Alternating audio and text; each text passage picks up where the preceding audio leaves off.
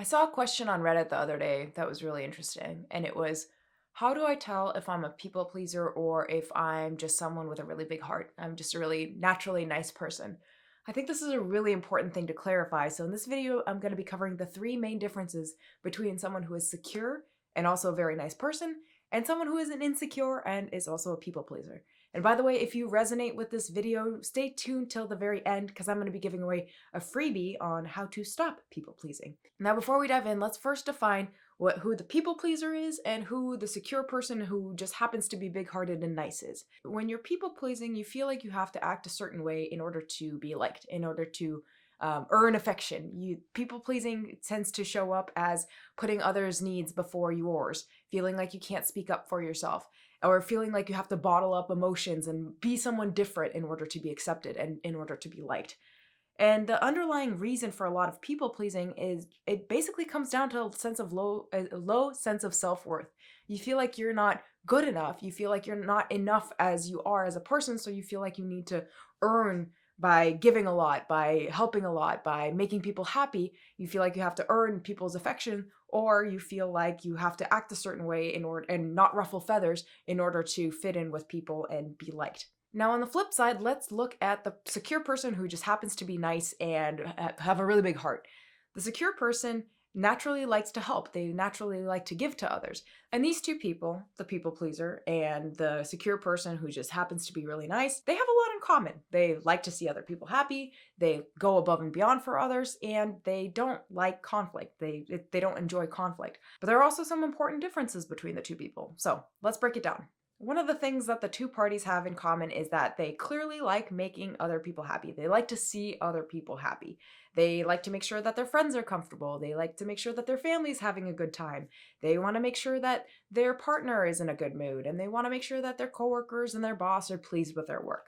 The difference between a people pleaser and a secure person who just happens to be nice, is the intention behind why they want to make people happy. People pleasers need to make people around them happy. They have a low sense of self-worth, meaning they don't feel like they're enough as they are on their own, and they need validation from external sources, their family, their friends, their coworkers, their romantic partner. Because they're always seeking that external validation, they're always trying to make other people happy because they need that external validation.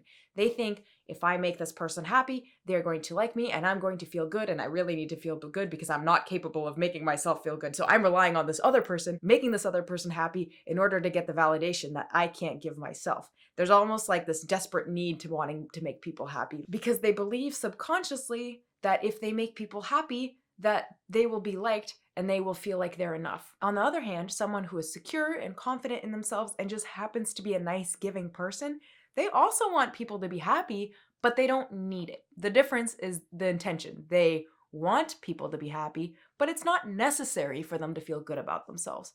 They don't seek external validation quite as much because they feel comfortable in their own skin. And so if someone's having, not so great of a time, sure, they want them to be happy, but it's not like their own happiness depends on this other person being happy. Because they're comfortable in themselves, they know that they don't need to make other people happy all the time or problem solve for them all the time in order to be liked. And in fact, they don't really need to be liked quite as much as people pleasers either. Sure, they want to be liked by everyone, they want to get along with everybody, but they know that there's some people that they're not maybe not going to get along with as much, or they're not going to be liked by everyone. And the secure person is secure enough with themselves to be okay with that. Another thing that the people pleaser has in common with the kind, secure person is that they both go above and beyond for others. They're usually both the first person that you call on if you need help moving or if you need help with something. They're really good listeners when somebody's having a problem or when someone is down. They are wanting to make sure other people are having a good time when they're at events or parties. And they check in on that new coworker or someone who looks like they're having a hard time. They want to make sure that everybody's comfortable. But the main difference here is that people pleasers go above and beyond for others, but they're not comfortable asking for help when they need it. So they often find that relationships are very one-sided. They find themselves doing most of the work or pulling all the weight. They feel like they give and give and give, but they find that other people don't really reciprocate and they are afraid to ask, or they just don't feel comfortable asking for what they need.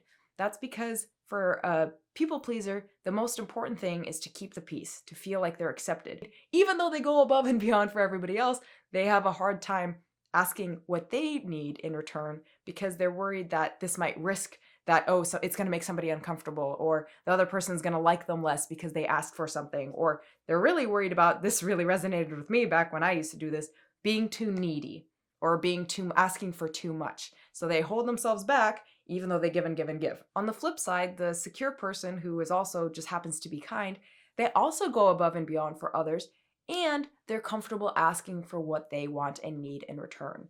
They understand that relationships are give and take, and they know what's reasonable to ask from other people. A really important distinction here is that they feel like they are worthy of getting what they want and need. They feel comfortable enough in their own skin, they feel good about themselves enough to deserve the things that they want, to deserve the things that they need, and to get those things from the people that they love, the people in their lives. This is a really important distinction because the people pleaser doesn't feel like they're worthy of getting those things, so they don't even bother asking half of the time. Another thing that the people pleaser has in common with a secure person who just happens to be kind is that neither one of them want conflict, neither one of them want drama. Unlike narcissists or sociopaths or people who stir up drama because it makes them feel important, neither the people pleaser nor the secure person wants conflict. They don't get a rise out of stirring the pot or out of making people upset. They don't like the tension that comes up from conflicts and from arguments. But here's the key difference. People pleasers will avoid conflict at all cost, while confident, secure people who just happen to be nice know that it's a natural, healthy part of all relationships, know that it's inevitable, and they're comfortable approaching it when it's necessary. People pleasers tend to downplay their own wants and needs. They bury their feelings a lot. They avoid bringing things up. They avoid bringing up things that bother them. And sometimes they don't even acknowledge that there's a problem because they're so worried about creating conflict. Because they get their sense of validation, their sense of worth from other people being happy, they worry that if they bring up an issue or if they disagree or if they say what they need, that it'll disrupt the peace, and then that source of validation is going to be gone because they're relying on somebody else, so they don't want to risk that connection, even if it's just temporary, because it's going to make them feel like crap. So they bury their feelings and deal with the anxiety and deal with the frustration internally rather than feeling comfortable enough to go up to the other party and go, hey, you know what, something's not working for me and I need your help to figure it out. On the flip side, people who are secure in themselves and are also kind, they also don't like conflict. They don't like the tension that happens from disagreeing with someone, but they know that conflict is a natural and normal part of all healthy relationships. And they know that you need to be able to speak up for what you need. You need to be able to confront issues as they happen rather than just sweeping them under the rug in order for relationships to remain healthy and in order for everybody to feel comfortable speaking up about what they need. Like, people are all different, right? We all have different opinions, we all have different wants and needs and worldviews and desires and interests. So we're not all naturally going to get along with each other all the time. Conflict is just part of interacting with other people. So the secure person knows this. They know that confronting issues, bringing up things that bother them, working through disagreements is really important. It's one of the key elements of having healthy relationships, and it allows people to stay on the same page and continue to strengthen their relationship with one another. They also know that even if things get a little bit uncomfortable with the other party, that things will be okay. It's gonna work out. So there's not like this awful amount of like anxiety and dread around conflict. And if you are relating more to the people pleaser side of this equation, make sure to download my free guide on how to stop people pleasing. It's a PDF ebook that contains 10 strategies on how to stop people pleasing, how to speak up for yourself, and how to create better relationships so you can show up more authentically and more confidently with the people that are in your life. And I want to know from you, how does people pleasing affect your relationships, whether they're romantic or friend or family or at work? Let me know in the comments below. I hope this video was helpful, and I'll see you in the next one.